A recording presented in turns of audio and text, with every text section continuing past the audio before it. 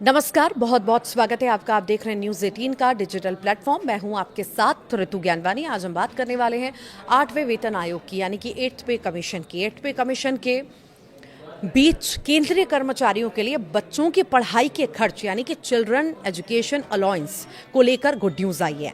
संचार मंत्रालय यानी कि मिनिस्ट्री ऑफ कम्युनिकेशंस के डाक विभाग ने हाल ही में अक्सर पूछे जाने वाले प्रश्नों के जरिए रिम्बर्समेंट के नियमों को बिल्कुल स्पष्ट कर दिया है। अब कर्मचारियों को भत्ता लेने के लिए भटकना नहीं पड़ेगा।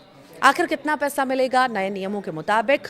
देखिए, सरकारी कर्मचारी हर महीने 2,812 रुपए फिक्स्ड चिल्ड्रन एजुकेशन अलाउंस के हकदार हैं। तो वहीं अगर बच्चा हॉस्टल में रहकर पढ़ाई कर रहा है तो हॉस्टल सब्सिडी के रूप में 8,437 रुपए प्रति महीने मिलेंगे।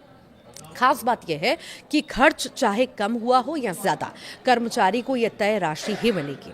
इसके अलावा जब भी महंगाई भत्ता यानी कि डीए 50% बढ़ेगा तो यह भत्ता भी अपने आप 25% बढ़ जाएगा। आखिर क्या है प्रमुख शर्तें? देखिए, सरकार ने स्पष्ट किया है कि यह लाभ केवल कर्मचारी के 2 बड़े बच्चों के लिए ही मिलेगा। यदि पति और पत्नी दोनों सरकारी कर्मचारी हैं तो केवल एक ही व्यक्ति इस भत्ते का दावा कर सकता है। इसके लिए बच्चे का किसी मान्यता प्राप्त संस्थान में पढ़ना अनिवार्य है।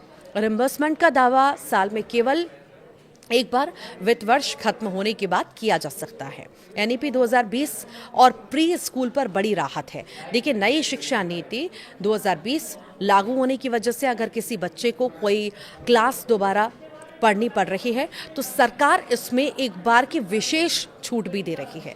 इसके अलावा अब क्लास 1 से पहले की 3 कक्षाओं यानी कि नर्सरी, एलकेजी, यूकेजी के लिए भी सीईए मान्य होगा। ये नियम शैक्षणिक साल 2023-24 से प्रभावी है।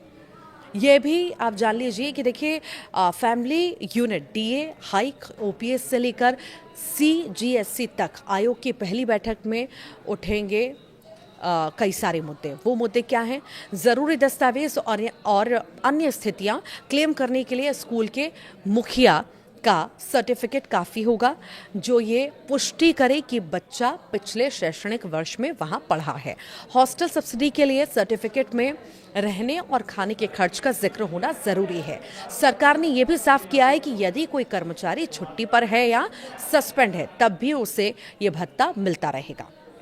रिटायरमेंट, बर्खास्तगी या सेवा से हटाए जाने की स्थिति में उस शैक्षणिक वर्ष के अंत तक भत्ता दिया जाएगा जिसमें कर्मचारी ने सेवा छोड़ी है। कोर्ट द्वारा बहाली के मामलों में सक्षम प्राधिकारी के निर्णय के आधार पर भत्ता तय होगा।